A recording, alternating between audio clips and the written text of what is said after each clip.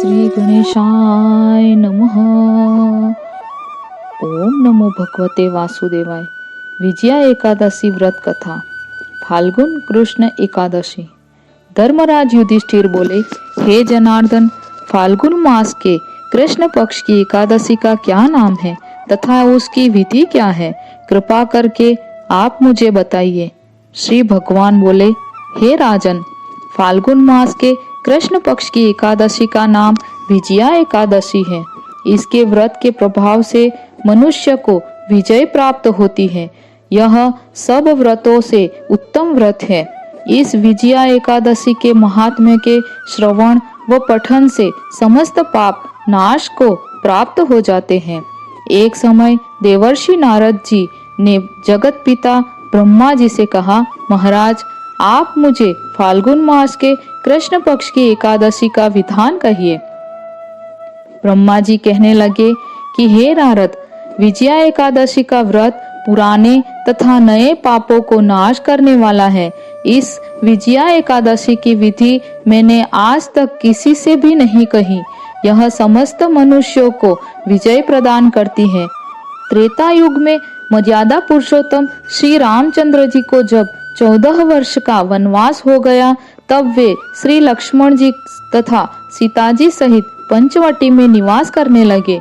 वहां पर दुष्ट रावण ने जब सीता जी का हरण किया, तब इस समाचार से श्री रामचंद्र जी तथा लक्ष्मण अत्यंत व्याकुल हुए और सीता जी की खोज में चल दिए। घूमते घूमते जब वे मरणासन्न जटायु के पास पहुँचे, तो जटायु उन्हें सीता जी का वृत्तांत सुनाकर स्वर्गलोक चला गया। कुछ आगे जाकर उनकी सुग्रीव से मित्रता हुई और बाली का वध किया। हनुमान जी ने लंका में जाकर सीता जी का पता लगाया और उनसे श्री रामचंद्र जी और सुग्रीव की मित्रता का वर्णन किया। वहां से लौटकर हनुमान जी ने भगवान राम के पास आकर सब समाचार कहे। श्री रामचंद्र जी ने वानर सेना सहित सुग्रीव की संपत्ति से लंका को प्रस्थान किया। जब श्री रामचंद्र जी समुद्र से किनारे पहुँचे, तब उन्होंने मगरमच्छ आदि से युक्त उस अगाध समुद्र को देखकर लक्ष्मण जी से कहा कि इस समुद्र को हम किस प्रकार से पार करेंगे? श्री लक्ष्मण ने कहा, हे पुराण पुरुषोत्तम, आप आदि पुरुष हैं, आप सब कुछ जानते हैं। यहाँ से आधा योजन दूर पर कुमारी द्वीप में वक्दालभ्य नाम के मुनि रहते हैं।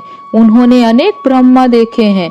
आप उनके पास जाकर इसका उपाय पूछिए। लक्ष्मण जी के इस प्रकार के वचन सुनकर श्री रामचंद्र जी वक्दालभ्य ऋषि के पास गए और उनको प्रणाम करके बैठ गए।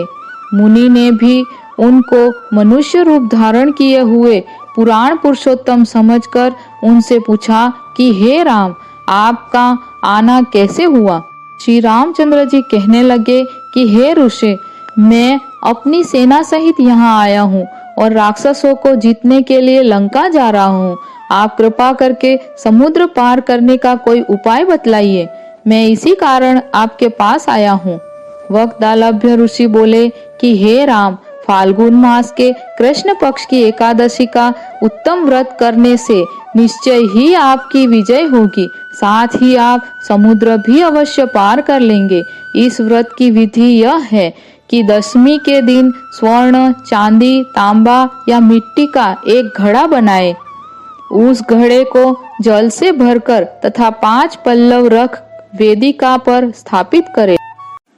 उस घड़े के नीचे सतनजा और ऊपर जौ रखे। उस पर श्री नारायण भगवान की स्वर्ण की मूर्ति स्थापित करें।